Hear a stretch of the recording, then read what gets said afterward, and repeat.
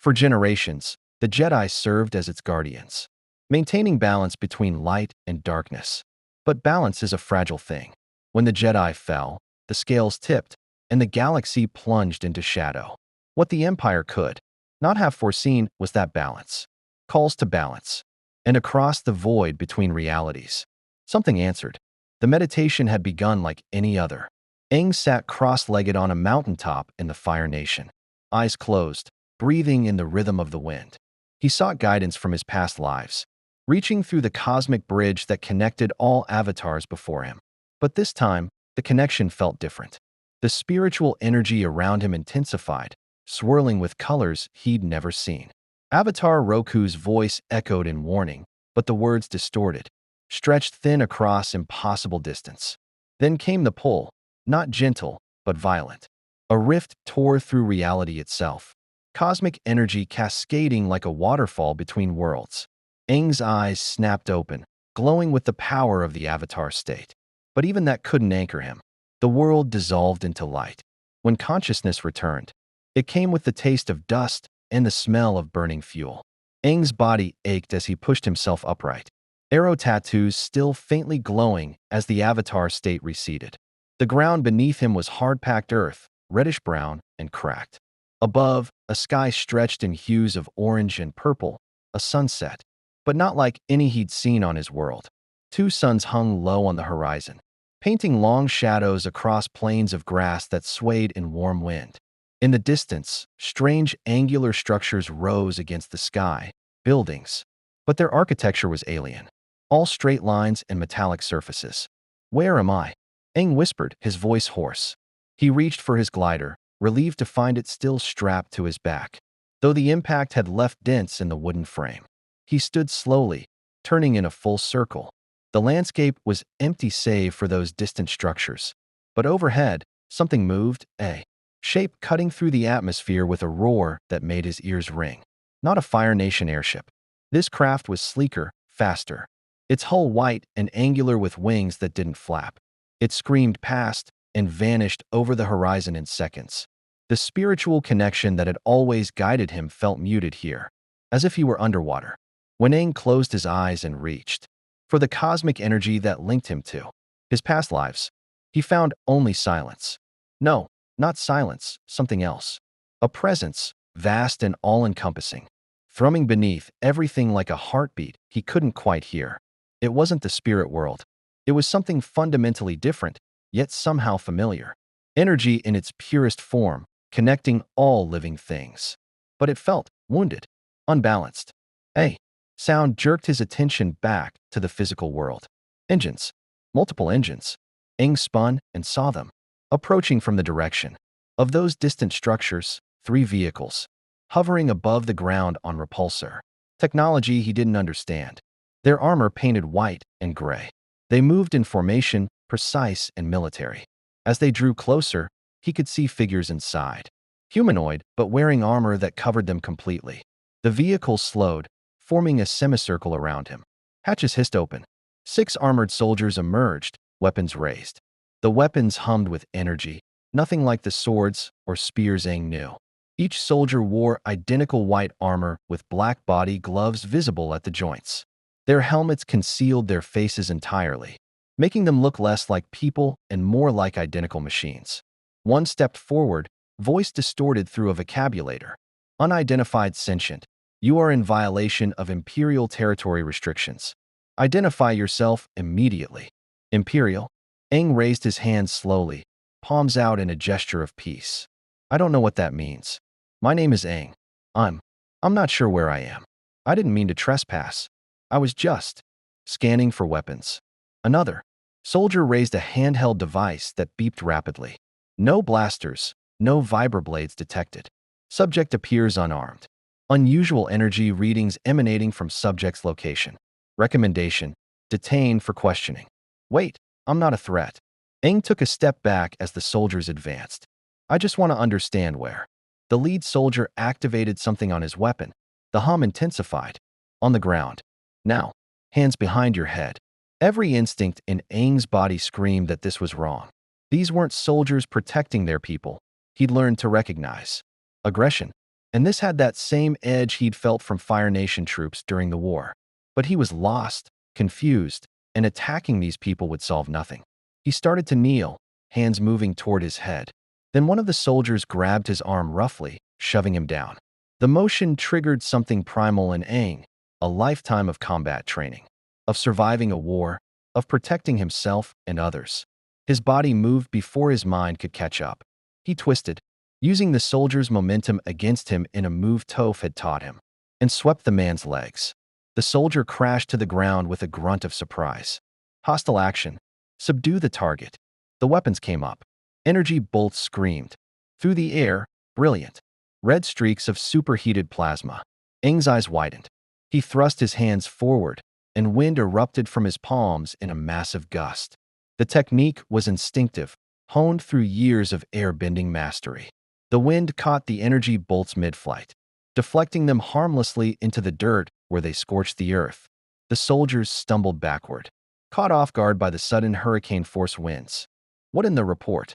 Target is displaying force abilities. I repeat, possible force-sensitive. Aang didn't understand the words, but he understood the fear in the soldier's voice. He stomped his foot, and the earth responded. The ground beneath 3 soldiers rippled like water, stone and dirt rising in a wave that knocked them off their feet. Another gesture sent a whip of fire arcing through the air, not at the soldiers, but at their weapons, the intense heat warping the barrels.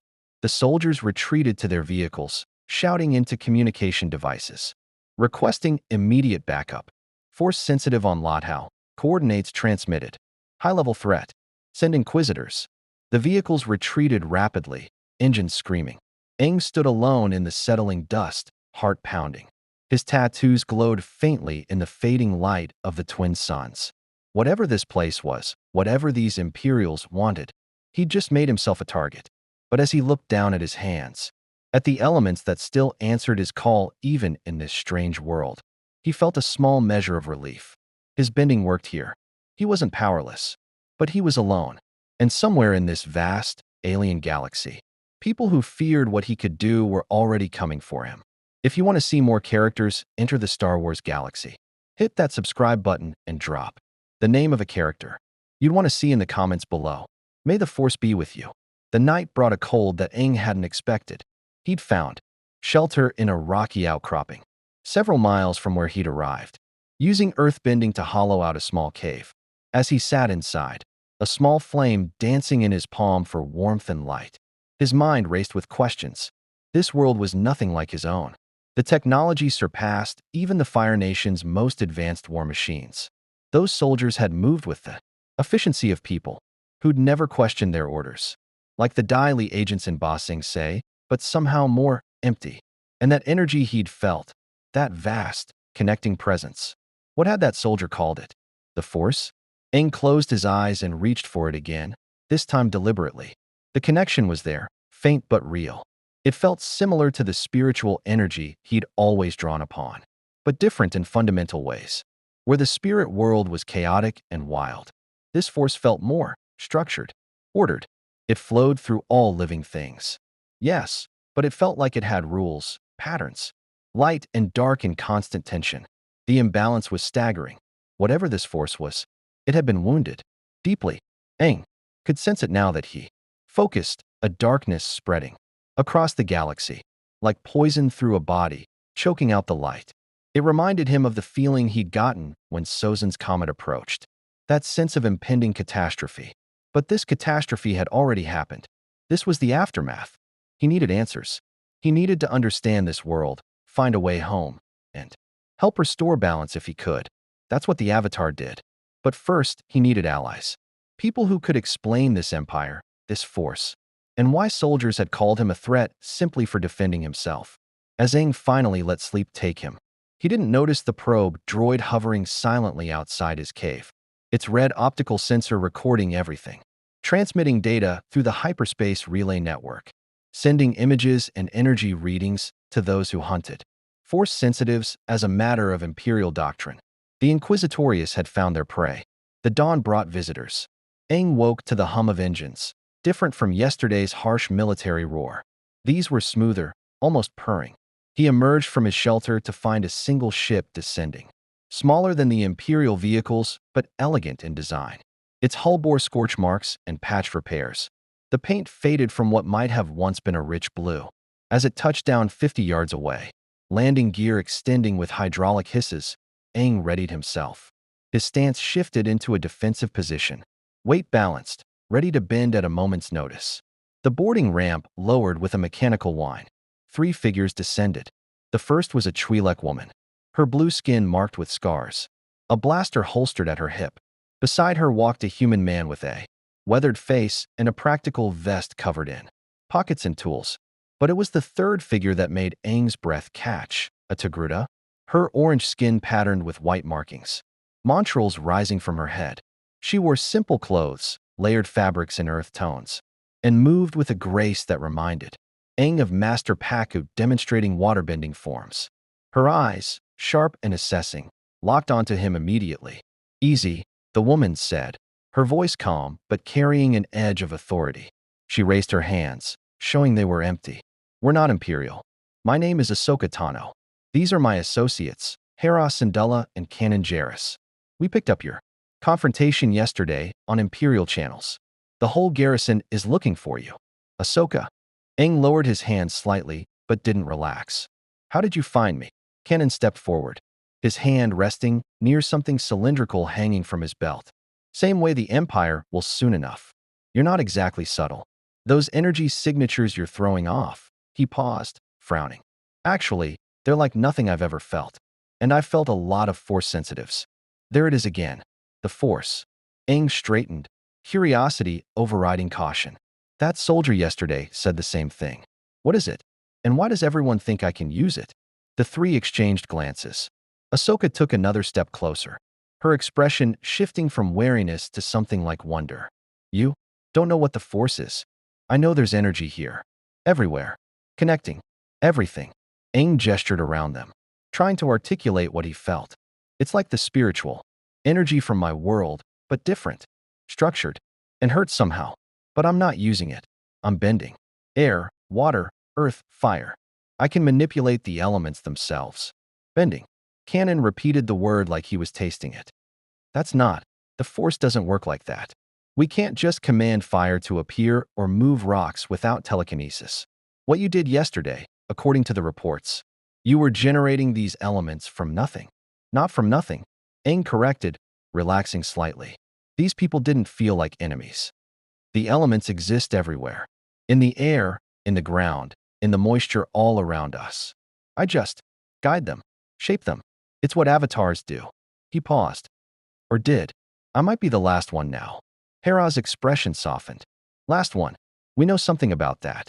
She glanced at Ahsoka. "Should we tell him?" Ahsoka nodded slowly, her gaze never leaving Aang. When she spoke, her voice carried the weight of old grief. "The Force is an energy field created by all living things. It surrounds us, penetrates us, binds the galaxy together. For thousands of generations, the Jedi Order served as guardians of peace and justice, using the Force to protect the innocent. But 19 years ago, the Jedi were betrayed, hunted down and murdered by the very government they'd served. The Emperor, Palpatine, turned the Republic into an empire, built on fear and oppression." The words hit Aang like a physical blow. "Murdered? All of them?" "Not all." Kanan's jaw tightened. "Some survived. Scattered. Hiding. The Empire sends inquisitors, fallen Jedi twisted to the dark side, to hunt down anyone who shows Force sensitivity. When you defended yourself yesterday, you lit up their sensors like a supernova. They think you're a Jedi in hiding. But I'm not a Jedi." Aang's mind reeled. An entire order of peacekeepers slaughtered. It was too familiar, the air nomads. Genocide playing out again on a galactic scale. "I'm the Avatar. I maintain balance between the 4 nations in my world. But I don't know how I got here. I was meditating, connecting with my past lives, and something pulled me through. A rift." Ahsoka's montrals twitched. "A rift in the Force. That explains the disturbance I felt 3 days ago. Something tore through the fabric of reality itself." She studied him with renewed intensity. "You say you maintain balance. The Jedi tried to do the same, keep balance between the light and dark sides of the Force. But we failed. The Sith, dark side users, orchestrated everything. Now darkness covers the galaxy like a shroud. The pieces clicked together in Aang's mind. The wounded feeling he'd sensed in this force. The imbalance, it wasn't natural. It was the result of catastrophic loss, of mass murder shifting the scales so violently they might never level again. He'd felt this before, standing in the air temple ruins, seeing the skeletons of his people scattered across sacred ground. The same hollow ache of knowing the world had irrevocably changed. I have to help, Aang said quietly. That's what the Avatar does. I find balance, protect people, stop those who abuse their power.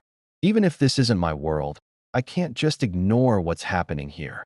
Noble, Hera said, though her tone held caution. But you don't understand the scale of what you're facing. The Empire controls thousands of worlds, billions of soldiers, fleets of warships that can reduce planets to slag. And at the center of it all is the Emperor himself, the most powerful Sith Lord in centuries, and his apprentice, Darth Vader. Vader, Kanan's voice dropped. A dark side warrior who's killed more Jedi than anyone else in history. He can sense force sensitives across star systems. If he learns about you, what you can do, he'll come personally. Aang absorbed this, his expression hardening. He'd faced tyranny before. Fire Lord Ozai had commanded armies, wielded the power of Sozin's comet, and nearly burned the world to ash. But Aang had stopped him without taking his life, proving there was always another way. Then I need to understand this galaxy. Learn about the Force, about the Empire, about anyone fighting against them. You're not Imperial. Are you part of a resistance? Ahsoka and Kanan exchanged another look. Finally, Ahsoka spoke. There are scattered cells, rebel groups forming in secret, fighting small battles against Imperial oppression. We're part of a cell here on Lothal, working to undermine the Empire's operations. But we're not an army. We're barely organized. It's how revolutions start, Aang said, thinking of his own journey. Small groups making a difference, giving people hope. I want to help, but I need to know more about this world, this technology, the Force itself. He looked directly at Ahsoka. You were a Jedi once, weren't you? I was trained as one, Ahsoka admitted. But I walked away before the purge. The Jedi had become too rigid, too bound to politics. They lost sight of what really mattered. She hesitated. I'm not a Jedi anymore, but I remember their teachings. If you truly want to understand the Force, I can share what I know. Though I suspect what you do, this bending, might be something else entirely. Something unique. Kanan stepped forward. There's something you need to understand before you commit to this. The Inquisitors aren't just coming. They're already here.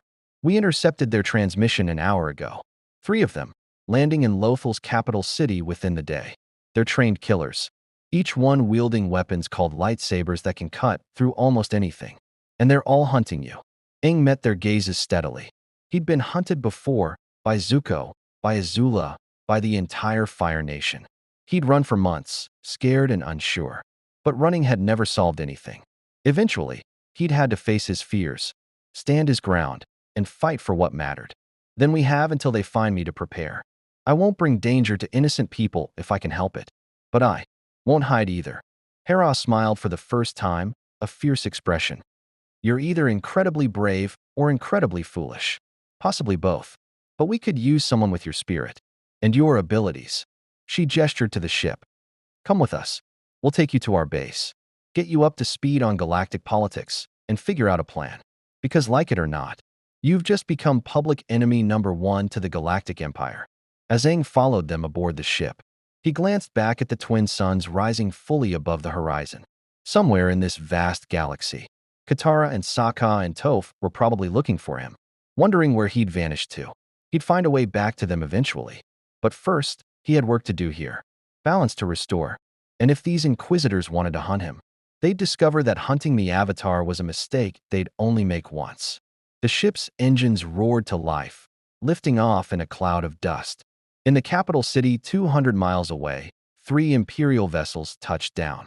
From each emerged a figure clad in dark armor, lightsaber hilts hanging from their belts.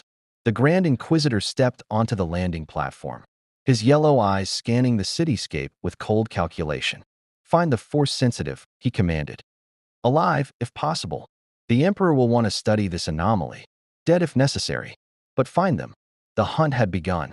The rebel base was nothing like Aang expected, hidden beneath an old communications tower on Lothal's outskirts. The facility consisted of converted maintenance tunnels and storage chambers. Cramped and utilitarian. Exposed wiring ran along the ceiling. Jury-rigged power conduits humming with barely contained energy. A dozen people worked throughout the space. Humans, aliens Aang had never seen before, all moving with purpose. They cast curious glances at him. But no one interrupted as Ahsoka led him deeper into the complex. They gathered in what served as a conference room, really. Just a circular chamber with a holographic projector in the center. Cannon activated it, and suddenly the air filled with a three-dimensional star map. Thousands of pinpoints of light representing worlds Aang couldn't name. The scale was incomprehensible.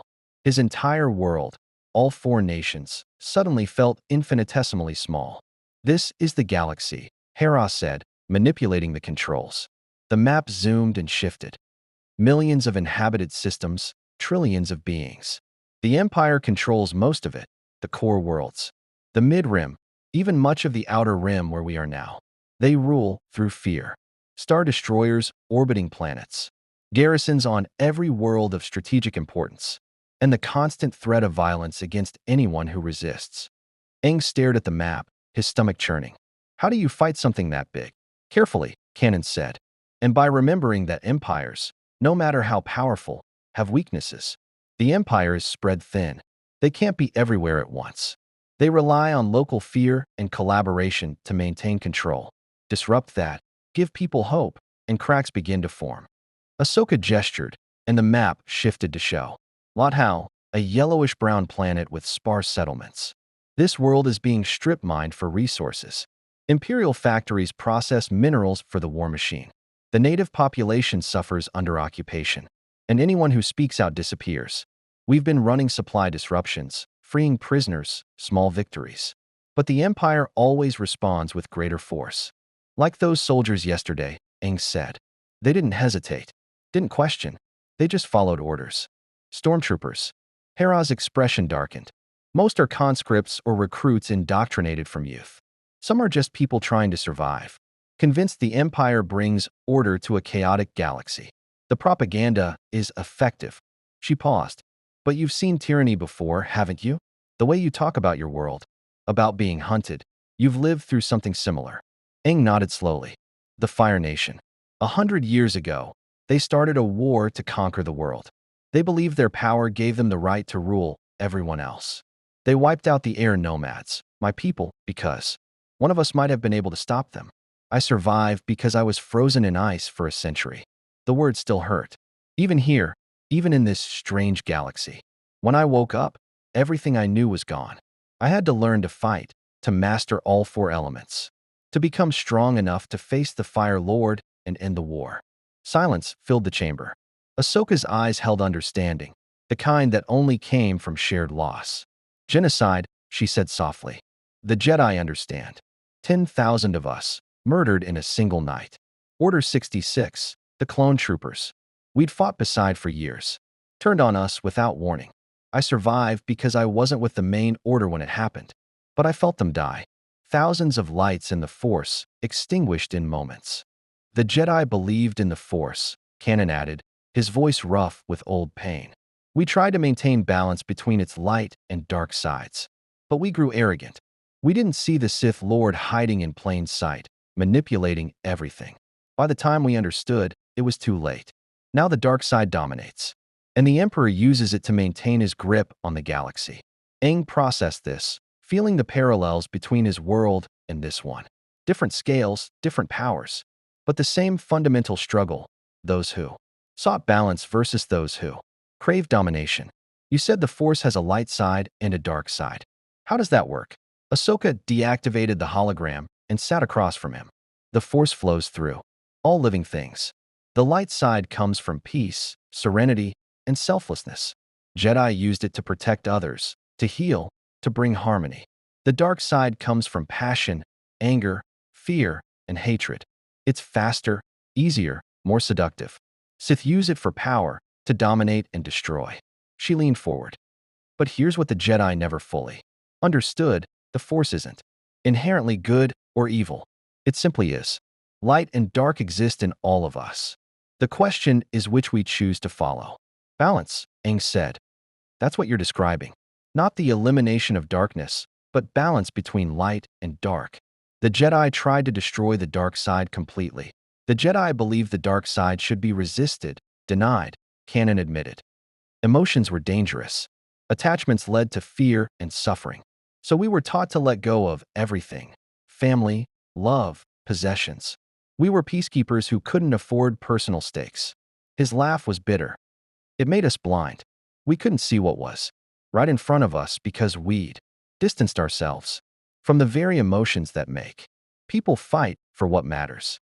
Aang thought of his friends, Katara's fierce protectiveness, Sokka's loyalty, Toph's unshakable confidence, Zuko's redemption born from love and regret.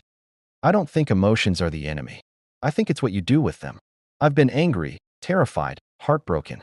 But those feelings pushed me to become better, to fight harder, to never give up. The Avatar state, my most powerful ability, it activates through emotional extremes. But I learned to control it, to use it without losing myself. Ahsoka's expression shifted to something like revelation. That's what I've been trying to understand since I left the Order. The Jedi weren't wrong about the dangers of the dark side, but they were wrong about denying all emotion. There has to be a middle path. She stood, pacing. When you arrived, I felt something in the Force I've never encountered. Your presence isn't light or dark, it's something else, balanced, like you're drawing from both without being consumed by either. Because I don't separate them, Aang said, understanding dawning. Where I come from, balance isn't about choosing sides. It's about understanding that creation and destruction, growth and decay, peace and conflict, they're all part of the cycle. The Avatar maintains that cycle. When one element dominates, everything suffers.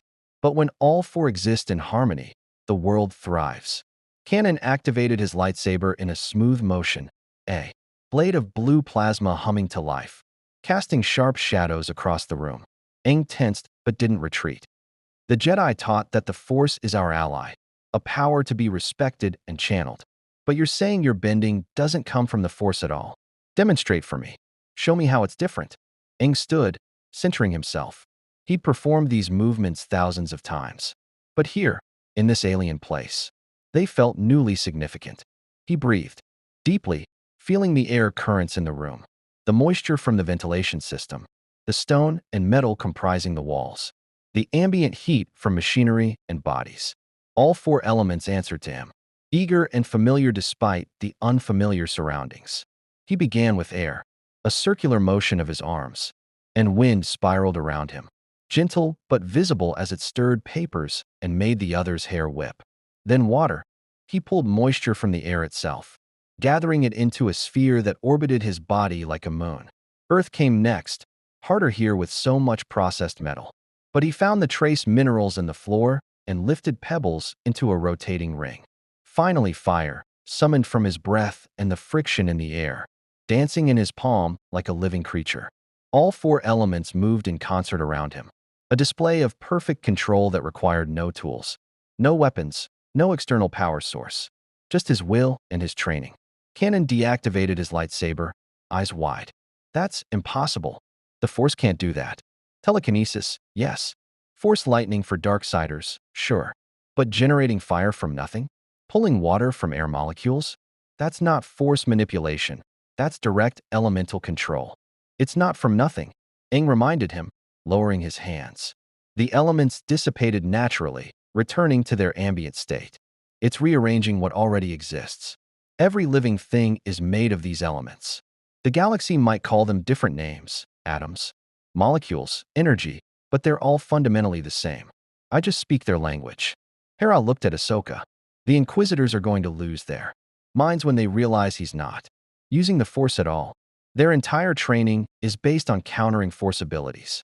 But this, they can't counter what they don't understand, Ahsoka finished. She turned to Aang with new intensity. That gives us an advantage. They'll come expecting a Jedi in hiding, someone they can predict and overwhelm. Instead, they'll find something their training never prepared them for. She hesitated. But that also makes you incredibly dangerous to them. The Empire destroys what it can't control. And you, Aang, you're uncontrollable by their standards. Then they shouldn't try to control me, Aang said simply. I came here by accident. But I won't stand by while people suffer under oppression. If these inquisitors want to hunt me, I'll give them a chase. But more importantly, I want to help your rebellion. Small victories, you said? I can do small victories. And maybe, if I understand this force better, I can help restore some of the balance your galaxy has lost. A klaxon blared throughout the base, sharp and urgent. Red emergency lighting flickered to life. A rebel rushed into the chamber, breathless. Inquisitors in the city. They're interrogating civilians, threatening executions. If anyone harboring the Force-sensitive doesn't come forward, they've set up a perimeter around the Eastern District. Thousands of people trapped inside. Cannon cursed. They're using the population as bait. They know you'll reveal yourself rather than let innocents die. Aang's jaw set. He'd heard this story before, Azula threatening Kyoshi Island, the Fire Nation burning villages to draw him out. The tactics never changed, just the uniform of the oppressors. Then I guess they know me pretty well already. He looked at Ahsoka. You said they use lightsabers. What else should I know before I face them? Everything, Ahsoka said urgently. Their fighting styles, their force abilities. The fact that there are 3 of them and they're trained to hunt together. Aang, you can't just rush in. I'm not rushing, Aang interrupted gently. But I'm not hiding either. People are in danger because of me. The Avatar doesn't let others pay for their presence. He met each of their eyes in turn. I've fought skilled warriors before. I've faced impossible odds.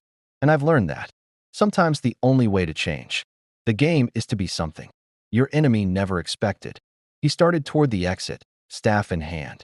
Behind him, he heard Cannon groan. I knew he was going to say something like that. Hera, prep the ghost. Ahsoka, I'm going with him, Ahsoka said firmly. If he's walking into an Inquisitor trap, he needs someone who knows how they fight. And maybe, she smiled slightly, maybe it's time I stopped hiding too. As they moved through the base toward the surface, Aang felt that wounded presence in the Force pulse with something like anticipation. Balance was coming, whether this galaxy was ready for it or not. The eastern district of Lothal's capital was a study in forced compliance. Aang crouched on a rooftop overlooking the central plaza. Ahsoka beside him, both concealed behind a ventilation unit. Below, 3,000 civilians stood in rigid formations, corralled by squads of stormtroopers, whose weapons remained conspicuously aimed at the crowd. Children clung to their parents. Elderly citizens struggled to remain standing under the twin suns' heat. The message was clear: cooperate or suffer. At the plaza's center stood the Inquisitors. The first was tall and gaunt, his gray skin marked with ritual scarring, yellow eyes burning with cold intelligence. He wore black armor with red accents, and a double-bladed lightsaber hilt hung at his belt. The weapon rotated. Ahsoka had explained, creating a devastating spinning attack. This was the Grand Inquisitor, leader of the Emperor's Jedi hunters. The second was a woman, her features sharp and cruel beneath a close-shaved head. She moved with predatory grace, her own lightsaber hilt distinct in design. The fifth brother, according to rebel intelligence that crackled through Ahsoka's comlink. No, that was the third, a massive humanoid, with a flat, brutish face and arms thick with muscle. The woman was the seventh sister. 3 of the Empire's finest killers, Ahsoka whispered. The Grand Inquisitor alone has ended dozens of Jedi. Together, they're a death squad that's left entire rebel cells extinct. She glanced at Aang. Last chance to reconsider. We could cause a distraction, evacuate some civilians while they're focused elsewhere. They'll just do this again, Aang said quietly. Another city, another hostage situation. Running solves nothing. He studied the Inquisitors' positions, their body language, the way they moved. Warriors, definitely, but also showmen. They wanted fear, wanted spectacle. How do lightsabers work? Plasma blade contained by a magnetic field. Cuts through almost anything: flesh, metal, stone. The only thing that stops one is another lightsaber, or specific materials like Beskar. Steel. Ahsoka's hand drifted to the 2 lightsabers hidden in her cloak, her own weapons, reclaimed from a past she'd tried to leave behind. They'll use the Force to augment their speed and strength, to predict your movements. Precognition is subtle but real. They'll know where you're going to strike before you do it. Unless I don't know where I'm going to strike, Aang mused. Bending isn't like swordplay.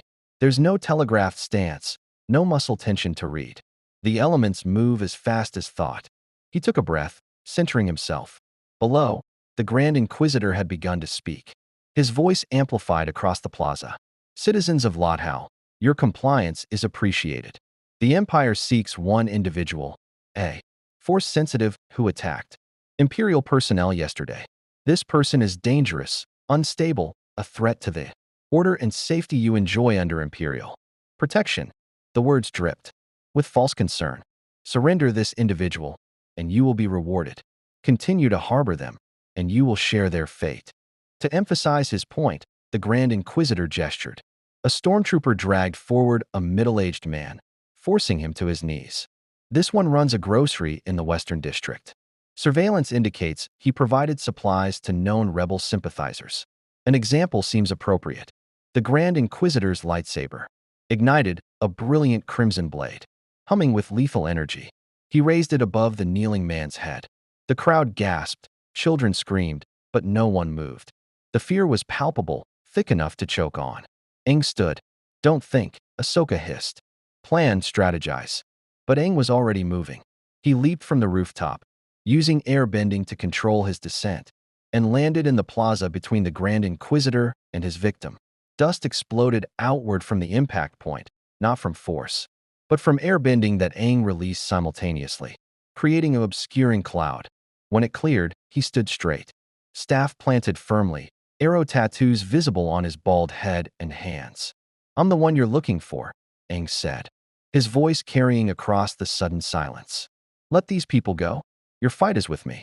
The Grand Inquisitor's eyes widened fractionally, surprise, quickly masked by predatory interest. How unexpected. A child.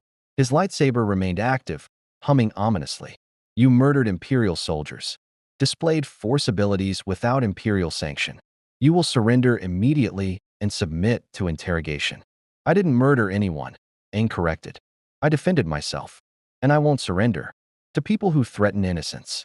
He glanced at the kneeling man, then at the crowd. Everyone should leave. Now, this is between me and them.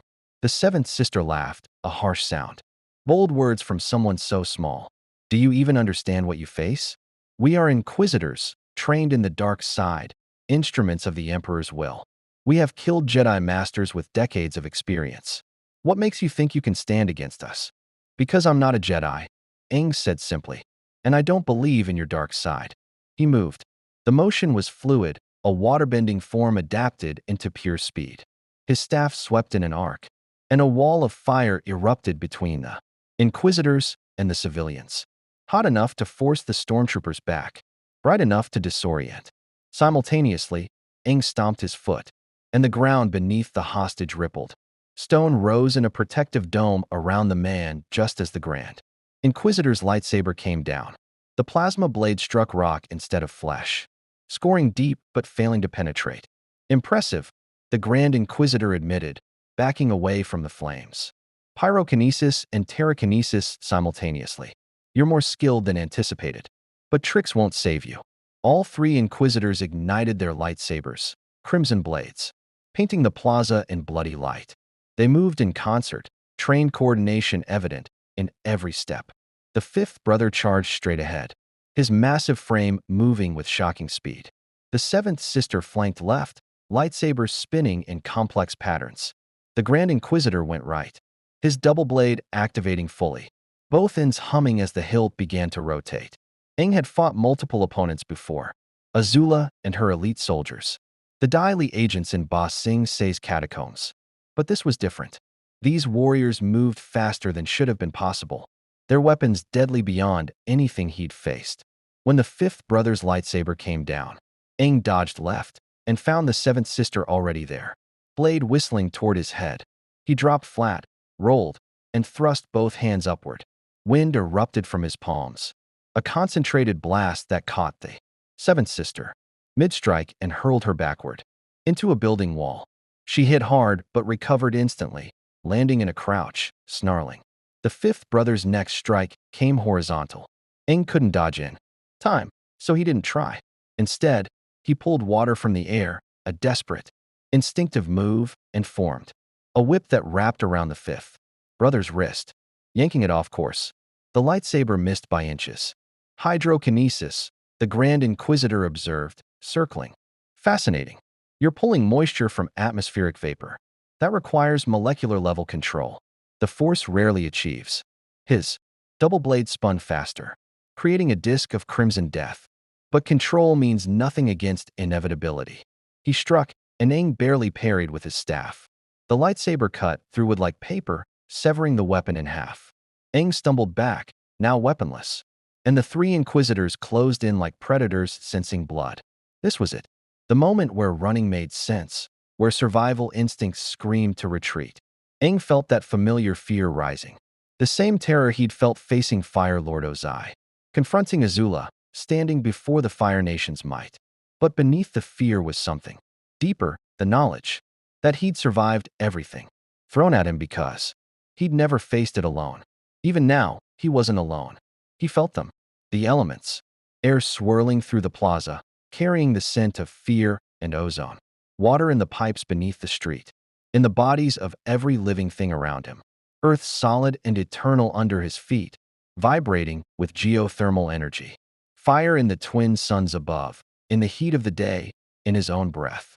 And beneath it all, that strange pervasive energy, the Force, not something he used, but something that existed alongside his bending, parallel but separate, two forms of power, touching but not mixing, light and dark in eternal tension, while his bending simply was balanced, neutral, pure elemental control. You feel it now, don't you? The Grand Inquisitor's smile was cruel. The dark side closing in. You cannot win. You are one, we are three. You are untrained, we are masters. You are alone, we are the Empire. I'm not alone, Aang said softly. I'm never alone. He thrust his hand skyward, and water exploded from underground pipes throughout the plaza, fountains, erupting in geysers 20 feet high. The sudden deluge caught the Inquisitors off guard, water slamming into them with hydraulic force.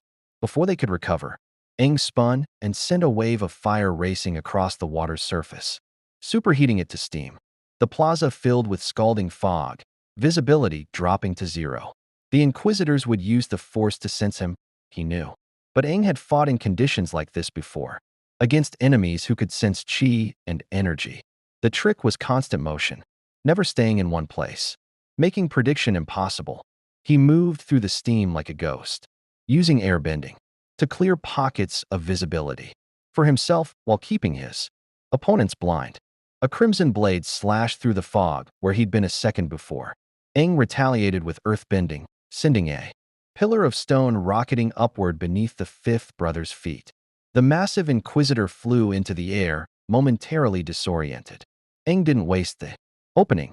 He sent a concentrated air blast that hurled the fifth brother across the plaza and through a storefront window.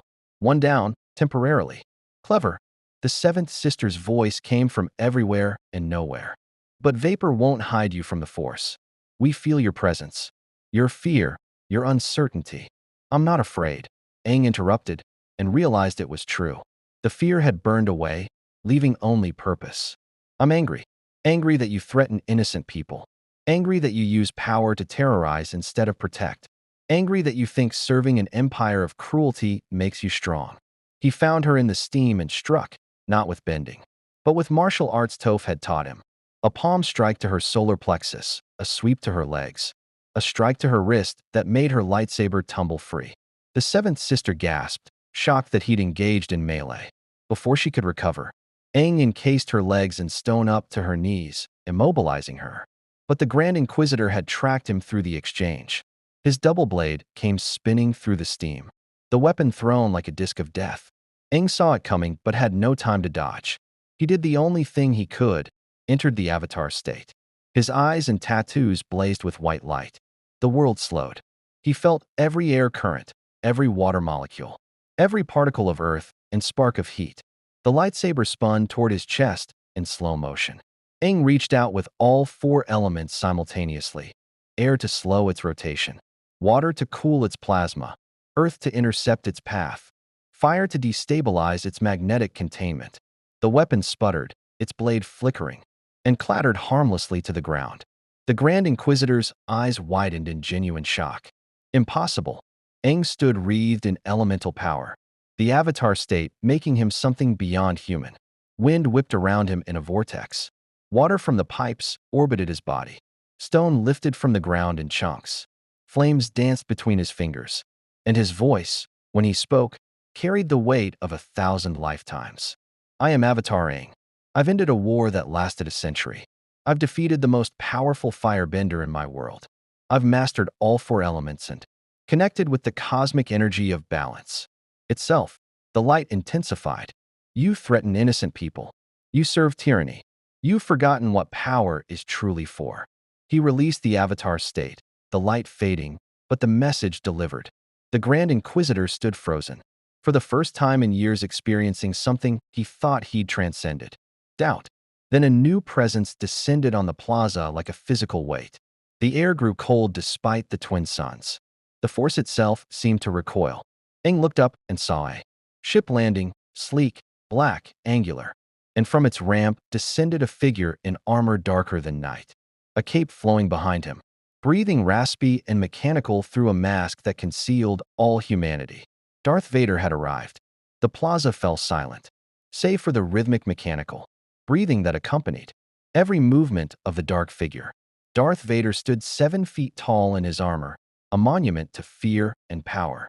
His presence in the Force was overwhelming, not just dark, but vast, like staring into an abyss that stared back. The Inquisitors immediately knelt, even the 7th sister struggling against her stone bonds to bow her head. Lord Vader, the Grand Inquisitor said, his voice losing all its earlier arrogance. We have engaged the target. His abilities are unprecedented. Rise. The single word carried absolute authority. Vader's masked gaze swept across the plaza, the scattered civilians now fleeing in terror, the damaged buildings, the steam still dissipating, and finally settling on Aang. You have failed to capture one child. Your incompetence is noted. The Grand Inquisitor's jaw tightened, but he said nothing. The 5th brother emerged from the ruined storefront, bleeding from a gash on his forehead. Aang used earthbending to release the 7th sister from her stone prison, not out of mercy for her, but because forcing her to kneel felt wrong. She scrambled away, retrieving her lightsaber with a glare of pure hatred. Vader descended the ramp with measured steps, each footfall echoing across Duracrete. He stopped 20 feet from Aang, head tilted slightly as if examining a curious specimen. You are not Jedi, yet you wield power over the physical elements themselves. Explain. Aang stood his ground, though every instinct screamed at him to run. This being radiated wrongness, not evil exactly, but profound imbalance. Darkness so deep it had consumed whatever light once existed within him. Yet beneath that darkness, Aang sensed something else. Pain, loss, a wound that had never healed, festering for years. I'm the Avatar. I come from another world, another reality. I maintain balance between the 4 elements: air, water, earth, and fire. Avatar. Vader repeated the word slowly, as if tasting it. Balance. A Jedi concept. Yet the Jedi failed to maintain their precious balance. They were weak, blind, arrogant. Their order deserved extinction. His hand moved to the lightsaber at his belt. You will surrender. The Emperor will wish to study your abilities. Resist, and I will ensure your cooperation through pain. I won't surrender to someone who threatens innocent people, Aang said, his voice steady despite his fear. And I don't believe the Jedi deserved what happened to them. No one deserves genocide. Genocide. Vader's breathing seemed to intensify. You know nothing of what they deserved. The Jedi served a corrupt republic, enabled atrocity through their inaction, and failed those who needed them most. I was one of them once. I know their hypocrisy intimately. His lightsaber ignited a crimson blade that hummed with barely restrained violence. You speak of balance, child. Let me show you the power of the dark side. Then we will discuss balance. He moved with speed that defied his bulk, one moment standing still, the next upon Aang with his blade descending in a killing stroke. Aang rolled sideways, the lightsaber cleaving stone where he'd stood. He retaliated with a blast of fire. But Vader simply raised his free hand, and the flames diverted around him, absorbed or deflected by some invisible barrier. "The Force protects me," Vader said, his tone almost bored. "Your tricks are impressive against lesser opponents. Against me, they are nothing." Aang created distance with airbending, a powerful gust that should have sent anyone flying. Vader merely leaned into it, his armor and augmented strength, allowing him to advance through. Hurricane force winds. He thrust his hand forward, and Aang felt an invisible grip close around his throat, choking, lifting him off the ground. The force, he realized, being used as a weapon directly against him. His vision began to darken at the edges. He couldn't breathe, couldn't speak, but he could still bend. Water from the underground pipes erupted again, this time forming a massive wave that crashed into Vader with the force of a tsunami. The Dark Lord staggered, his concentration broken. Aang dropped, gasping, and immediately rolled as Vader's lightsaber struck where he'd fallen. Resourceful, Vader acknowledged, but ultimately futile. You cannot defeat what you do not understand. The dark side is not merely power, it is inevitability. Passion, anger, fear, these drive the galaxy. Your balance is a child's fantasy. No, Aang wheezed, getting to his feet. Balance is understanding that light and dark both exist. Not choosing one over the other, but accepting both as part of the whole. You've given yourself completely to darkness. That's not strength, it's surrender. For the first time, Vader hesitated. The mechanical breathing faltered for a single cycle. Then he attacked with renewed fury, his lightsaber moving in forms that were simultaneously beautiful and terrifying. Each strike was precise, economical, the work of a master who'd spent decades perfecting his art. Aang dodged and parried with bending, using stone pillars to intercept the blade, water whips to redirect strikes, air blasts to create space. But he was tiring. Every movement required concentration. Every technique drew on reserves that weren't infinite. Vader, by contrast, seemed inexhaustible. The dark side fueled him, feeding on his anger and pain, an endless well of power. A particularly vicious strike broke through Aang's defenses, the lightsaber scoring across his shoulder. Pain exploded through him, the superheated plasma cauterizing even as it cut. He cried out and fell to one knee. Vader loomed over him, lightsaber raised for the killing blow. "You fought well, child. But this is the difference between power and mastery. You have potential. I have perfection." The blade began its descent. A blue lightsaber intercepted it with a sharp crack of contained plasma. Ahsoka stood between Aang and Vader, her face set in grim determination. Her own blade locked against the Dark Lord's. "Hello, Master," she said quietly. "It's been a long time." Vader froze. The mask turned slowly to fully face her. And though Aang couldn't see his expression, he heard the sharp intake of breath through the respirator. "Ahsoka," the name came out rough, edged with something that might have been recognition or might have been pain. "Impossible. You died. I felt." He stopped, seeming to realize something. "No, you survived. You abandoned the Order before the Purge." "I walked away because the Jedi had lost their way," Ahsoka said, her second lightsaber igniting in her other hand, white blades, both of them pure and clear. "But I never abandoned what they taught me about protecting the innocent. And I won't let you kill this boy." Sentimental. Vader's voice hardened again. "You were always too emotional, Snips. It made you predictable. It makes you weak." He attacked with sudden ferocity, his blade moving faster than before, as if Ahsoka's presence had awakened something dormant.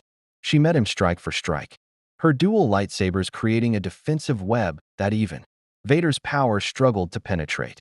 Aang watched them fight, his shoulders screaming in agony, and understood. This wasn't just master against former apprentice.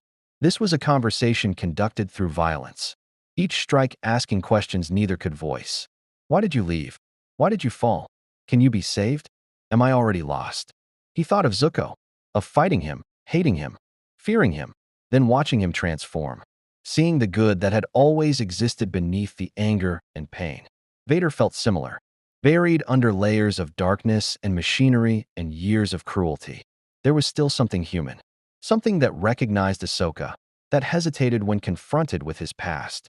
The Avatar state called to him, offering power to end this fight. But Aang resisted. The Avatar state was a weapon of last resort, and using it now, while injured and exhausted, might kill him. More importantly, He sensed that raw power wouldn't solve this confrontation. This required something else. He struggled to his feet, ignoring the pain. His tattoos began to glow, but not with the white light of the Avatar state. Instead, they emanated a softer blue-white radiance, the color of spiritual energy. He reached not for the elements, but for that other presence he'd felt since arriving, the Force itself. Not to use it, not to command it, but to understand it. And suddenly, he could see. The Force flowed through everything like Ahsoka had said, but it wasn't truly divided into light and dark. Those were interpretations, choices about how to channel the energy. The Force itself was neutral, balanced. A river that could be directed but never truly controlled. The Jedi had tried to dam half the river, denying the dark. The Sith had tried to poison it, corrupting the light. Both approaches created imbalance. What this galaxy needed wasn't the victory of light over dark or dark over light. It needed someone who could see both, accept both, and maintain the balance between them. It needed an avatar. Stop! Aang's voice rang out, amplified by the spiritual energy flowing through him. Both Vader and Ahsoka froze mid-strike, lightsabers locked together. This isn't the answer. Fighting, killing, destroying, it just perpetuates the cycle. The Jedi fell because they couldn't accept the darkness in themselves. The Sith rise because they embrace only darkness and call it freedom. But neither path leads to balance. Vader's attention shifted back to him. You understand nothing, child. The galaxy requires order. The weak must be ruled by the strong. The Emperor understands this. The dark side provides the strength to enforce that order. The dark side has consumed you, Aang countered, stepping forward despite his injury. I can feel it. You're in constant pain, physical, emotional, spiritual. The armor keeps you alive, but the darkness keeps you suffering. You think that suffering makes you powerful, but it's just keeping you trapped. You dare, Vader began, but Aang pressed on. I've met people like you. People who thought they had to be cruel to be strong. People who believed the only way to protect what they loved was through domination. But every single one of them was wrong. True strength comes from compassion. Real power comes from choosing kindness, even when hatred seems easier. He looked directly at the mask, at the darkness beneath. Who were you before you became this? What did you lose that hurt so badly you buried yourself in the dark side? For a long moment, Vader stood absolutely still. The mechanical breathing was the only sound in the plaza. When he finally spoke, his voice was quieter, almost introspective. I was someone who failed, who lost everything he loved because he was not strong enough to save it. The dark side promised the power I needed. It did not lie, but it didn't save them either, did it? Aang asked gently. The dark side gave you power, but it took away the person who wanted to use that power to protect others. Now you serve an empire that causes the same suffering you once tried to prevent. Ahsoka lowered her lightsaber slightly, staring at Vader with something like hope dawning in her eyes. Anakin, she whispered. That's who you were. Anakin Skywalker. My master, my friend. You were kind and brave, and you cared so much about everyone around you. That person isn't gone. I can still sense him. Inside you. Anakin Skywalker is dead, Vader said flatly, but there was a tremor in his voice. I destroyed him when I embraced the power necessary to survive. There is only Vader now. Only the dark side. Only the Emperor's will. That's what he wants you to believe, Aang said. That you're too far gone to come back. But balance can always be restored. Darkness can always find light again. It just takes courage to admit you've been wrong. Vader's hand trembled on his lightsaber hilt. For a heartbeat, Aang thought he might actually listen. Then the moment shattered. The Dark Lord's breathing intensified.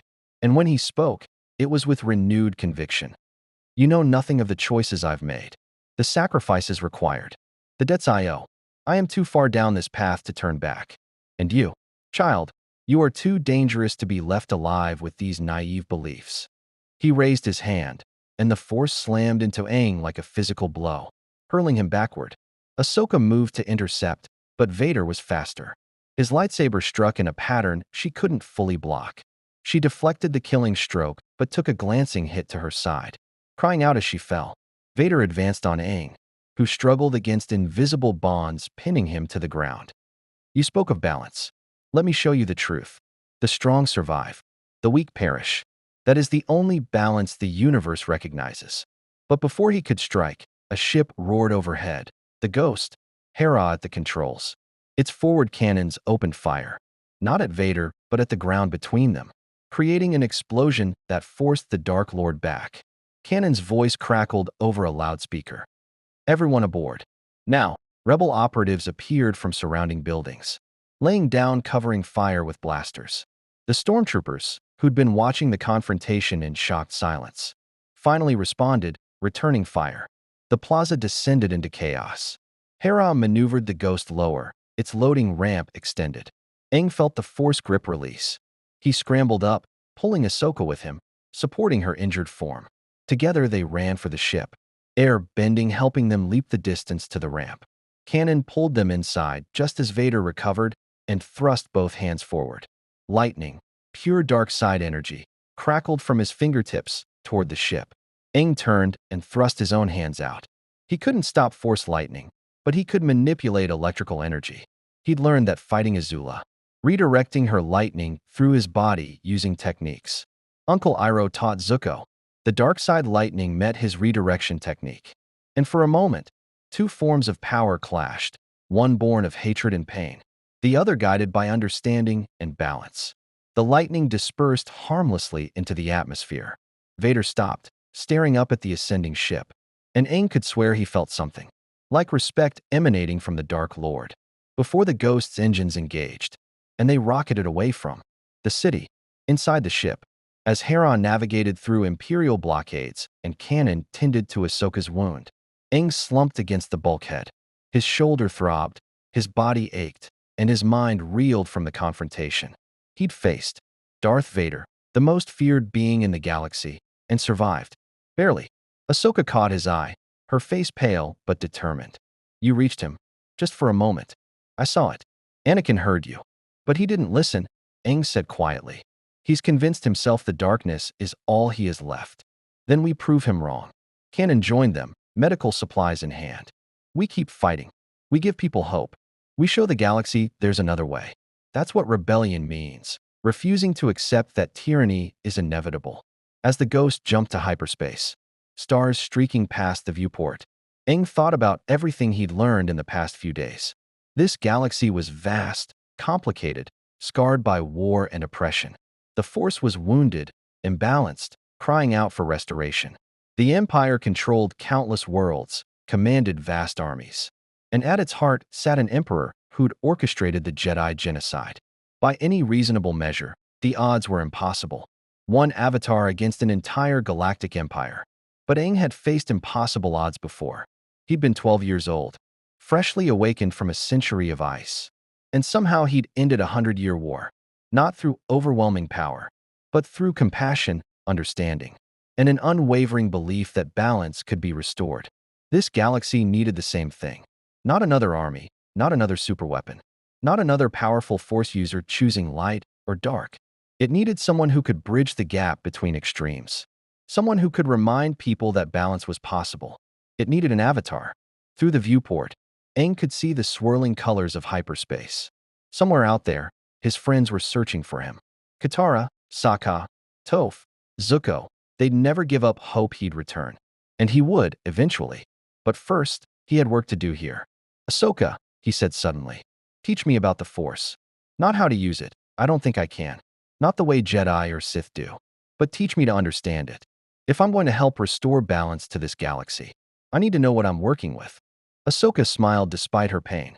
You're really planning to take on the Empire? I'm planning to give people hope, Aang corrected. To show them that one person standing up for what's right can make a difference. To prove that compassion is stronger than fear. The Empire has had 19 years to spread darkness across the galaxy. His eyes glowed faintly, a hint of the Avatar state's power. Time to bring the light back. And the air, and the water, and the earth, and the fire, everything this galaxy has forgotten can exist in balance. Kanan laughed, shaking his head in amazement. You're either the bravest person I've ever met or the craziest. Maybe both. I'm just the Avatar, Aang said simply. And that's what avatars do. The Ghost flew on through hyperspace, carrying within it something the galaxy hadn't seen in 19 years, genuine, undeniable hope. In the days and months to come, stories would spread. Tales of a child who commanded the elements themselves, who'd faced Darth Vader and lived, who spoke of balance in a galaxy that had forgotten the word's meaning. The Empire would hunt him. The rebellion would rally around him. The Force itself would respond to his presence. Light and dark both recognizing that something unprecedented had entered their eternal struggle. But that was for tomorrow. Tonight, as Aang drifted into exhausted sleep, his last thought was simple: balance was possible. Even here, even now. All it took was one person willing to believe it and brave enough to prove it. The galaxy was about to learn what it meant when an avatar decided to make a difference. In the weeks that followed, Aang became a legend whispered across Imperial channels and celebrated in rebel hideouts. The boy who bent elements without the Force, who faced Inquisitors and survived Vader himself, who spoke of balance in a galaxy that had forgotten its meaning. He traveled with the Ghost crew, learning about the Force from Ahsoka, while teaching her about his bending philosophy. Together, they began to understand something both Jedi and Sith had missed: that true power came not from choosing light over dark, but from accepting both as necessary parts of existence. The Empire intensified its hunt, but Aang remained elusive, helping rebel cells across dozens of worlds. He freed slaves on Ryloth with earthbending, protected refugees on Lothal with airbending, healed wounded fighters with waterbending, and inspired courage wherever he went. Each victory was small, but collectively they added up to something the Emperor couldn't ignore: hope, spreading like wildfire across oppressed systems. Darth Vader received reports of each incident, studying the Avatar with an intensity that bordered on obsession. Something about the boy's words haunted him, echoing in the rare, quiet moments between missions. The possibility that balance could be restored, that Anakin Skywalker wasn't truly dead, that redemption might still exist, even for one who'd fallen as far as he had. And Aang, meditating aboard the Ghost as it traveled through hyperspace, finally felt the spiritual connection return. Not to his past lives, they remained unreachable across dimensional barriers, but to the Force itself. It welcomed him, light and dark both recognizing a being who truly understood balance. He wasn't Jedi or Sith. He was something new, something this galaxy desperately needed.